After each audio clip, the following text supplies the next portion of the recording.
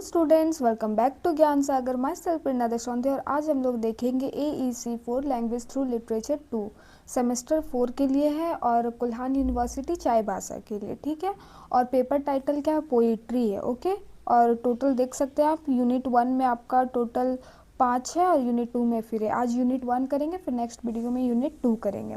हम लोग इसमें क्या करेंगे तो थोड़ा सा सिलेबस देखेंगे, उसके बाद फिर क्वेश्चन आंसर करेंगे, समरी थोड़ा थोड़ा देखेंगे। ओके, तो चलिए स्टार्ट करते हैं। पहला आपका पोइट्री क्या है? तो लेज़र। लेज़र बाय किन के द्वारा? तो WH डेविस। ओके, दूसरा क्या है? The secret of the machine by Rudyard Kipling. Okay, और वाटर बाय किन के द्वारा है? रेलेफ वाल्डो इमर्सन। ओके, फिर कैसे एट द बैट किन के द्वारा है? तो अर्नेस्ट लॉरेंस थेयर। ओके, फिर very Indian poem in Indian English, तो किन के द्वारा? निज़िम इज़ेकियल। ठीक है, तो चलिए हम स्टार्ट करते हैं। ओके, तो सबसे पहला क्या है हमारा पोएम? तो लेज़र बाय किन के द्वारा? WH Davis.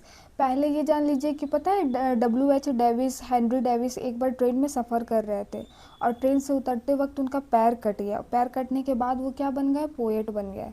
आदमी देखिए, हम लोग पैर कटने के बाद क्या अपाहिज हो जाते हैं और वो लोग क्या? पोएट। ये होता है जज्बा, है कि नहीं? चलिए, तो सबसे पहले समझेंगे कि लेज़र का मतलब क्या होता है। तो लेज़र का मतलब क्या होता है? तो फ्री टाइम, मतलब खाली समय, फुर्सत वाला समय। ठीक है, चलिए हम लोग इसका समरी देखेंगे, फिर आपका क्वेश्चन है उसको करेंगे। ओके, चलिए समरी कहाँ गया? चलिए, ठीक है, तो ये क्वेश्चन दूसरा है बट बताना वही चाहता है। देखिए, ये लेज़र जो है ना वो 14 लाइन का पोएम है और आपको बहुत अच्छे से पता होगा जो 14 लाइन का पोएम होता है उसको क्या बोलते हैं? तो सोनेट बोलते हैं। ओके, ये सब आपको पता होना चाहिए। ठीक है, तो पोएट इसमें हम लोग को बताना चाह रहे हैं कि अगर हम सारा दिन बिजी हैं, हमारे पास अगर खाली समय नहीं है कि हम नेचर को निहार सके, उसके ब्यूटी को देख सके, उसका आनंद ले सके, तो आपका जो ये लाइफ का एग्जिस्टेंस है ना वो बिल्कुल मीनिंगलेस है। कैसे मीनिंगलेस है? तो फिर उन्होंने बहुत सारे लाइन में लिखा है। क्या क्या लिखा है? कि अगर आप कभी पेड़ के नीचे बैठ नहीं सकते, आपके पास टाइम नहीं है, तो आपका जीवन क्या है? व्यर्थ है। देखते हैं जानवर लोग, गाय भैंस बकरी, ये लोग कितने देर तक पेड़ के नीचे बैठा हुआ रहता है। दैट मीन हमारा जीवन क्या है? हमारा जीवन मतलब उनका जीवन हमारे से क्या है? बेहतर है, यही ना। अब वो लोग आनंद ले रहे हैं, प्रकृति के पास बैठे रह रहे हैं। और इसमें पोइट बताना चाह रहे हैं कि अगर आप कहीं जंगल के रास्ते होके जा रहे हैं, आपको बहुत हरियाली दिख गया, और अगर आपके पास 5 मिनट का समय नहीं है कि हम गाड़ी रोक के उस हरियाली का आनंद ले, उसमें जो गिलहरी है जो बादाम खा रही है, ऐसे हम नहीं बोल रहे हैं, वहाँ पे जो आप 14 लाइन का पोएम पढ़िएगा वहाँ पे लिखा हुआ है गिलहरी जो बादाम खा रही है, अगर आप उसको नहीं देख पा रहे, उसका आनंद नहीं ले पा रहे, तो भी आपका जीवन क्या है? व्यर्थ है। अगर आप कहीं जाते हैं और आपको छोटा सा स्ट्रीम दिख गया, नदी दिख गया, नहर दिख गया, और आप ये महसूस नहीं कर पा रहे हैं कि उसके अंदर जो धूल बह रहा है, उसके ऊपर जो सूरज की किरण पड़ रही है, उस कितना मनमोहक दृश्य बनता होगा, अगर आप इसका भी आनंद नहीं ले पा रहे हैं, दैट मीन आपका जीवन क्या है? व्यर्थ है। और इसमें हम लोग को पोएट एट द एंड बताना चाहते हैं कि क्या, कि हमें लाइफ से थोड़ा ब्रेक लेना चाहिए। ब्रेक लेके हम लोग क्या करें? जीवन का आनंद ले। और कैसे जीवन का आनंद ले? तो नेचर की ब्यूटी के साथ, है कि नहीं? हम उनके ब्यूटी को अप्रिसिएट करें। इतना सुंदर सा हमारा धरती है, इतना खूबसूरत नेचर है, तो उसका हमें आनंद लेना हमारा ये क्या है? फ़र्ज़ बनता है कि नहीं? चलिए, इसका हम लोग एक बार पढ़ देते हैं। Write a critical appreciation of WH Davies poem leisure. इससे पहले हम लोग कर लेते हैं इसका क्वेश्चंस। ठीक है, चलिए, समझ में आया? बताइए, खुद से करने का कोशिश कीजिए। Who is the poet of leisure? तो कौन हो जाएगा? WH Davies. What is the central theme of leisure? तो हमारा सेंट्रल थीम यही क्या है कि हम लोग को थोड़ा सा टाइम लेना है, ब्रेक लेना है, ताकि हम नेचर और लाइफ को क्या कर सके? अप्रिसिएट कर सके, आनंद ले सके। ओके, उसके बाद चलिए, ये दूसरा ये से आ गया है और इससे क्वेश्चन है। ठीक है, आपको इतना समझ में आ गया ना? अब चलिए हम लोग पढ़ते हैं दूसरा पोएम। दूसरा पोएम क्या था हमारा?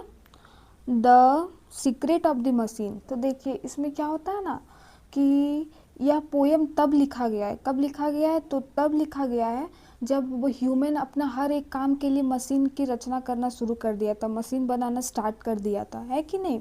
तो इससे पोएट बताता है कि मशीन के आने से तो हमारा लाइफ इजी तो हो गया है, लेकिन इसके कुछ क्या है, नुकसान भी है। तो पहले इसमें जो पोएम लिखा गया है वो मशीन अपने बारे में खुद बताता है। दैट मीन इसमें कौन सा अलंकार है, तो मानवीय कर अलंकार है। मशीन अपने बारे में क्या बताता है, खुद बताता है। तो कैसे बताता है, एक सेकेंड, इसका समरी एक बार निकाल लेते हैं, ठीक है।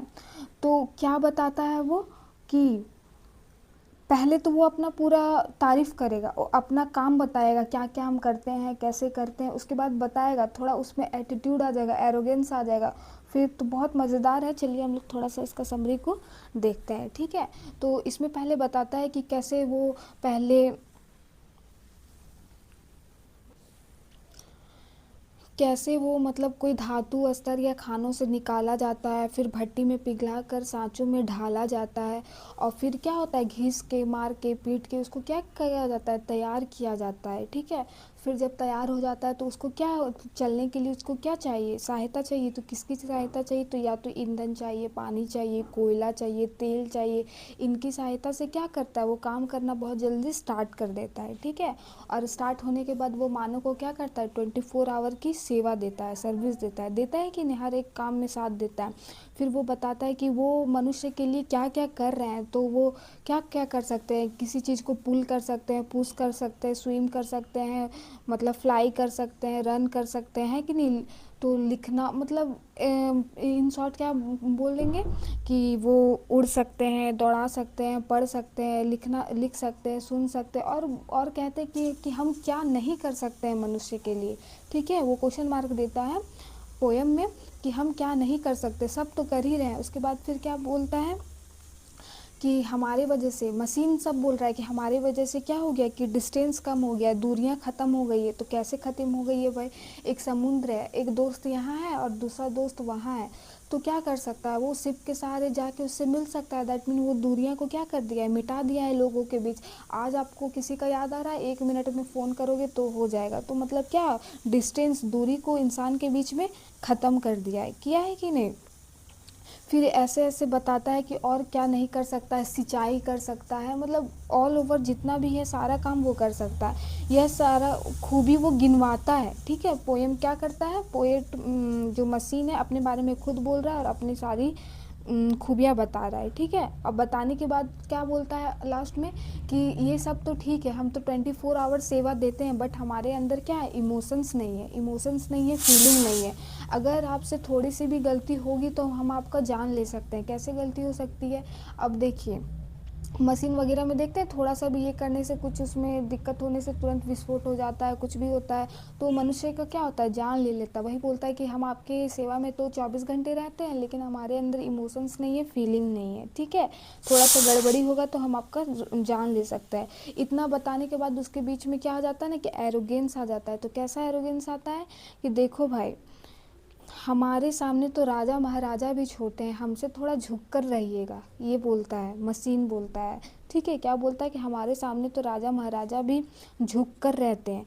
तो और क्या बोलता है, कि अगर हम कहीं पे आते हैं तो भगवान के बाद अगर कोई आता है तो वो कौन आ रहा है, मशीन आ रहा है। वो ऐसा खुद बोल रहा है, कौन बोल रहा है, तो मशीन बोल रहा है, कि अगर भगवान के बारे में कोई आता है तो कौन आते हैं, हम मशीन आते हैं। तो हमारे पास थोड़ा झुक कर चलिएगा, ठीक है। ये बताना चाह रहा है, ठीक है। होप आपको समरी पसंद आया होगा, अच्छा लगा होगा सुनने में।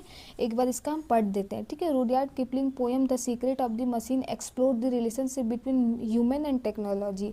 देखिए कैसा अभी रिलेशनशिप था, कितना 24 आवर सर्विस दे रहा है, लेकिन इमोशंस नहीं है, जान ले रहा है, ठीक है। The poem is written in the voice of the machine, machine अपने बारे में खुद बता रहा है, स्वयं बता रहा है, which reveals this power and function, और अपने पावर्स को बता रहा है और अपने एप्लीकेशन को, यूज़ को बता रहा है, फंक्शन को बता रहा है।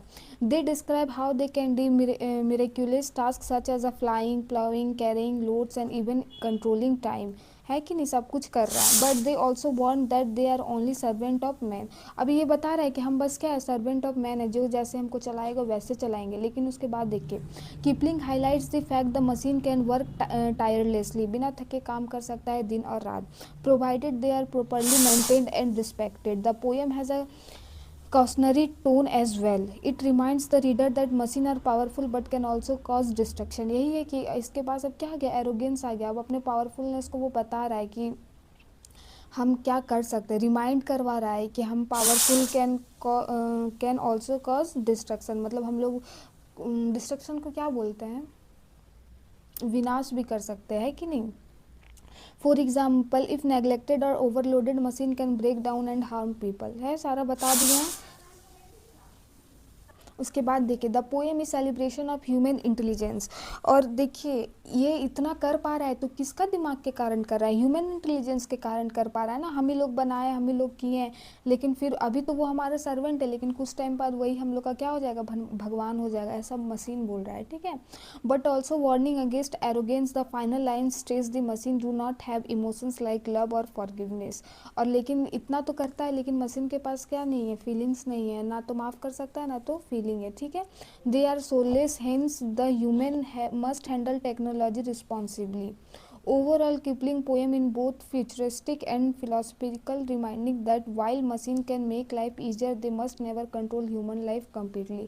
और क्या बोल रहे हैं कि हाँ ह्यूमन लाइफ को तो वो इजी बना सकते हैं बट कंट्रोल नहीं कर सकते हैं कम्प्लीटली। ये बता रहे हैं कि ज़्यादा मशीन का यूज़ करने से भी हमारा जीवन क्या हो जाएगा, हार्मफुल हो जाएगा, इसीलिए हमें थोड़ा बचना चाहिए। ये बस इनका यही मोटो है, ठीक है। चलिए चलिए इसका एक दो क्वेश्चन कर लेते हैं, ठीक है। What do machine symbolize in Kipling's poem. तो क्या है, मशीन किसका प्रतीक है, देखिए machine symbolize technological advancement and human progress, कि कितना कुछ कर सकते हैं हम लोग, है कि नहीं। और भी है, name the poet of secret of the machine, तो रुडयार्ड किपलिंग, ओके।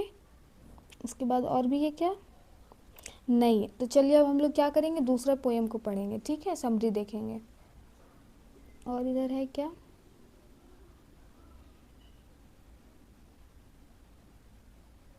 एक क्वेश्चन है, what is the rhyme scheme of leisure. तो राइम स्कीम क्या है, a simple couplet rhyme scheme AABBCC, ठीक है।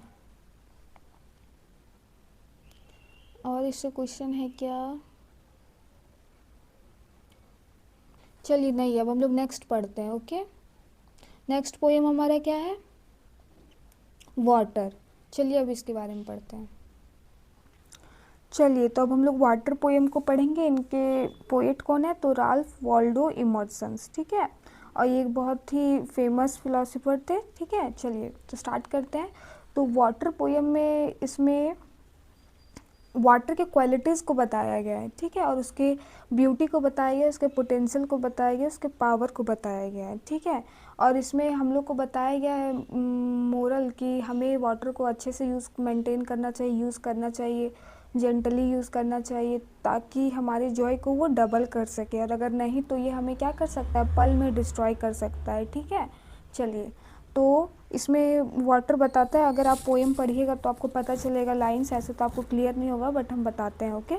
इसमें ह्यूमन लाइफ के क्वालिटीज़ को बताया गया है, मतलब वाटर का ह्यूमन लाइफ क्वालिटीज़ बताया गया। ऐसे तो वाटर ना सोच सकता है ना समझ सकता है, बट फिर भी बताया गया। दैट मीन इसमें कौन सा है, पर्सोनिफिकेशन, मानवीय कलर अलंकार है, ठीक है।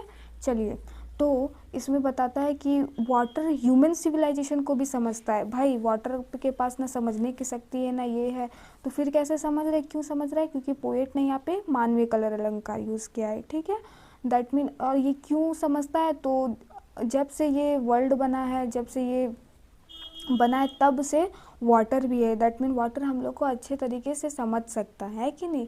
पोएट इसमें कहता है कि पोएट के पैर को पानी छूकर गुजर जाता है, तो उस टाइम पोएट को कैसा महसूस होता है, तो बहुत आरामदायक लगता है, सुकून के पल लगता है, ठीक है।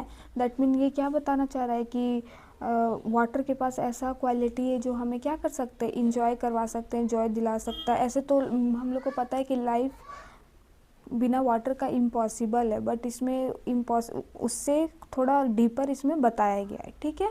उसके बाद देखिए, और यहाँ पे बताता है कि हम लोग को वाटर की तरह ही बनना चाहिए। कैसे बनना चाहिए, तो वाटर किसी के साथ डिस्क्रिमिनेशन नहीं करता है, जानवर के साथ, इंसान के साथ, हर एक को सेम सर्विस प्रोवाइड करता है कि नहीं, सेवा प्रदान करता है।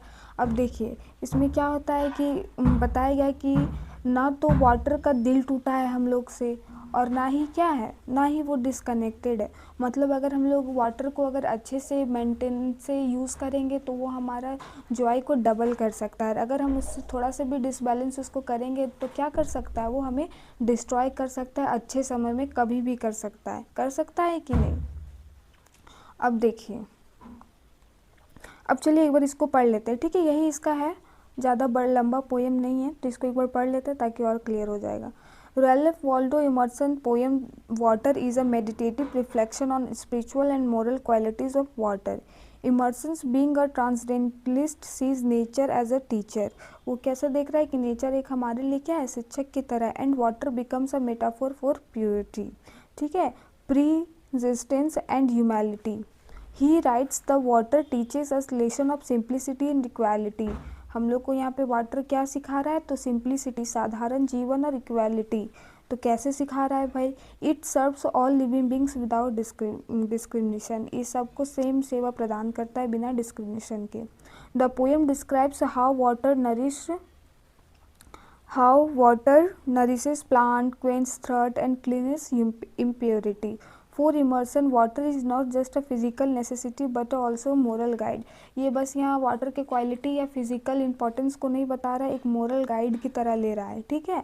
He compares water to voice teacher who silently perform its duty. वो कैसे एक बुद्धिमान शिक्षक की तरह उसे कंपेयर कर रहा है वाटर को, कि कैसे वो साइलेंटली, शांत होके वो हमारे अपनी ड्यूटी को कैसे पूरा करता है ईमानदारी से। और reminding human to be selfless and pure in thought and action. The tone of the poem is calm and philosophical. यहाँ पे वाटर का, यहाँ पे the tone of the poem is calm and philosophical, मतलब एक अच्छे साधारण तरीके से हम लोग को क्या कराना चाह रहा है, अवचेत कराना चाह रहा है कि नहीं। Making the reader pause and think about their own life and values. Through this poem, Emerson expressed the belief that nature is divine and that by observing natural elements like water, human can improve their spiritual and moral lives. एक क्या है, एक divine, और हम लोग और भी अपने रिलेशनशिप को सुधार कर सकते हैं अच्छे से, है कि नहीं। In short, water is a poem that teaches us life with purity, simplicity and humanity, virtues the essential for balance and meaningful life. Okay, चलिए, होप आपको समझ में आ गया होगा। इतना इसमें कुछ खास नहीं था, आप आराम से पढ़ के कर सकते हैं, ठीक है। अब दूसरा पोएम क्या है, सेजे एट द बेड। तो चलिए इसका एक बार पढ़ लेते हैं, ठीक है। इसमें क्या है, Casey at the bed by Ernest Lawrence Thayer is a humorous narrative point about a baseball match in a town of Mudville. Okay, चलिए तो इसको एक बार हम समझा देते हैं, उसके बाद पढ़ लेंगे तो इजी पड़ेगा वैसे में समझने में, ठीक है। तो इसमें क्या होता है ना कि एक सीरियस मैच चलता है, ठीक है। और सबसे पहले थोड़ा कविता के बारे में जान लेते हैं कि एक अमेरिकी कविता है, ठीक है। तो चलिए स्टार्ट करते हैं। इसमें क्या होता है, एक मेडिबल नाम का टीम होता है, ठीक है, जो हारने के कगार पे होता है। दैट मीन बहुत सीरियस सिचुएशन होगा, हारने का टीम में है, तो एक हारने के कगार में रहता है, तो एक उम्मीद की किरण जागती है। तो कैसे जागती है, तो जब नाइन्थ और लास्ट इनिंग में ना 2 खिलाड़ी आउट हो जाता है, ठीक है, 2 खिलाड़ी आउट हो जाता है, तब भीड़ में निराशा छा जाता है कि अरे यार अब तो ये टीम हार जाएगा। लेकिन फिर क्या होता है, एक माइटी कैसी नाम खेलने के लिए एक लड़का आता है, ठीक है, खेलने के लिए लड़का आता है। तो फिर से जो ऑडियंस है उस पर उम्मीद की किरण जाग जाती है, क्योंकि वो एक बहुत अच्छा बल्लेबाज था, ठीक है। तो फिर वो पूरा ऑडियंस चिल्लाने लगती है कि जैसे मानो कि अब तो जीत पक्की है, मतलब अब तो और जीतने का लेवल बढ़ गया है, अब तो और कॉन्फिडेंस एकदम हाई। तो फिर क्या होता है, जैसे वो फिर बल्लेबाजी के लिए उतरता है, ठीक है, माइटी, तो उसमें कॉन्फिडेंस तो था ही, साथ में ओवर कॉन्फिडेंस था। तो ओवर कॉन्फिडेंस कैसे था, वो पहले के जो 2 बॉल मिलते हैं उसको वो ये सोचकर छोड़ देता है कि अरे ये इससे अच्छा बॉल मिल जाएगा, मैं मार लूँगा, जीत जाऊँगा, ठीक है। ऐसे करके वो 2 बॉल छोड़ देता है जो कि मारने लायक था और अच्छा था। फिर लेकिन जब फिर वो तीसरा बॉल आता है तो वो क्या होता है, उससे चूक जाता है, ठीक है, वो नहीं मार पाता है। इससे क्या होता है, टीम का हार हो जाता है। तो इससे इतना ही है, मतलब इस पोएम से हमें क्या सीख मिलती है कि कॉन्फिडेंस तो अच्छा बात है, लेकिन ओवर कॉन्फिडेंस नहीं। और ओवर कॉन्फिडेंस ही आज सब में, आज हमारे में सबसे ज़्यादा वही ओवर कॉन्फिडेंस, कॉन्फिडेंस का तो कोई वैल्यू नहीं है ना। हाँ, तो इसमें मोरल ऑफ द स्टोरी क्या है कि हमें कॉन्फिडेंस में रहना चाहिए, लेकिन ओवर कॉन्फिडेंस में नहीं, ठीक है। अहंकार नहीं करना चाहिए किसी भी चीज़ को लेकर, यही है और कुछ नहीं है, ठीक है। तो चलिए एक बार पढ़ देते हैं। Casey at the Bat by the Ernest Lawrence Thayer is the humorous narrative poem about a baseball match in the town of the Mudville. Okay, the poem opens with a tense situation. एक मतलब चिंताजनक situation से start होता है poem. तो कैसे, तो mud village team is losing and the crowd is worried. वो हार मतलब लॉस कर रहा था, हारने के कगार पे था, भीड़ में चिंताजनक था। They are help hopeful because Casey the best player is at to bat. मतलब अभी भी वो लोग होपफुल है क्योंकि कैसी बचा हुआ है खेलने के लिए। द एंटायर टाउन बिलीव्स कैसी विल सेव द गेम। और पूरा गांव को विश्वास था कि क्या उसको बचा लेगा खेल को। When Casey finally comes to bat the crowd cheers wildly. मतलब जब वो खेलने के लिए आया तो पूरा क्राउड में पूरा एकदम कोहराम मचा हुआ था। He lets the first two pitches go by confident that he will be hit the next one. 2 pitch छोड़ दिया कि वो नेक्स्ट में कर लेगा। The poet describe Casey as a proud and heroic figure but in dramatic twist Casey strikes one the third pitch छूट गया। समझे, यही है और कुछ नहीं है। Casey's arrogance leads to downfall. Arrogance नहीं रहना चाहिए, ठीक है। चलिए अब दूसरा का पढ़ लेते हैं। ओके, और आपको एक बार लास्ट में हम क्वेश्चन सारा पढ़ देंगे, आप कर लीजिएगा। What message Nizam's Ezekiel's convey a very Indian poem in Indian English? Nizam Ezekiel very Indian poem in Indian English, humorous and satirical take on a way Indians use English. The poem imitates the grammar and style of Indian speakers who mix English with Indian expression. Ezekiel does not mock but lovingly portrays the uniqueness of Indian English, showing it is a part of Indian identity. The poem reflects everyday life, struggle and emotion of a common Indian. पहले वो थोड़ा grammar वामर के बाद में बताता है कि कैसे इंडियन लोग लिखता है, थोड़ा उसका इंडियन टोन में, एक्सप्रेशन में, ठीक है। वो मोक नहीं, वो मजाक नहीं उड़ा रहा है कि वो बता रहा है कि यूनिक स्टाइल है। The poem reflects the everyday life, struggle and the emotion of common Indian. अपना स्ट्रगल, डेली लाइफ को बताता है। It talks about love, marriage, poverty and social custom using simple and broken English. क्या बताता है, शादी विवाह, गरीबी अमीरी, सोशल सामाजिक सारा बताता है। किसके साथ, ब्रोकन इंग्लिश मतलब टूटी फूटी English, making it relatable and funny. The deeper message of the poem is that English once a colonial language have now become Indianized. It shows the Indian have made English their own by giving it a local flavour. अब ये क्या बता रहा है कि Indian English को वो लोग लोकल लैंग्वेज बना दिया है। कैसे, तो लोकल फ्लेवर दे के। Okay, thus the poem is both comic and meaningful. दोनों है, हंसी मजाक भी और क्या है, हमारे लिए बहुत मीनिंगफुल है। It celebrates Indian culture, language and uniqueness while encouraging readers to embrace their identity without shame. और हम अपने लोकल इंग्लिश, टूटे फूटे इंग्लिश के साथ ही हमें अच्छे से रहना है, वही इसमें सिखा रहा है, ठीक है। Compare the theme of leisure and water. Leisure और वाटर में आपको कंपेयर करना है दोनों का थीम का। वो फ्री टाइम में नेचर का विलुप्त लेने बोल रहा है, और वाटर का भी हम लोग वैसा ही कुछ पढ़े थे। Discuss the role of technology as a portrait the secret of machine. तो टेक्नोलॉजी आपको बताना कि क्या क्या करता है, कंट्रोल कैसे करता है, कैसे सिंचाई करता है, खेती करता है, सब आपको बताना है। Analyse the character of Casey in the Casey at the bat. तो इसमें बताना है कि कैसे वो कॉन्फिडेंस था, फिर ओवर कॉन्फिडेंस हो गया, फिर एरोगेंस में आके छोड़ दिया, यही बताना है। थोड़ा लंबा चौड़ा लिख देना है और क्या। Explain the significance of humour and satire of Nissim Ezekiel very Indian poem in Indian English. आपको ह्यूमर को बताना है कि कैसे कैसे होता है। फिर क्या, how are all poem in this unit connected with through a common message. ये इतना इम्पोर्टेंट नहीं है, ठीक है। आई होप आपको समझ में आ गया होगा। कुछ शॉर्ट क्वेश्चंस भी थे, उसको भी देख लेते हैं, जल्दी जल्दी देखते हैं। ये तो हो गया।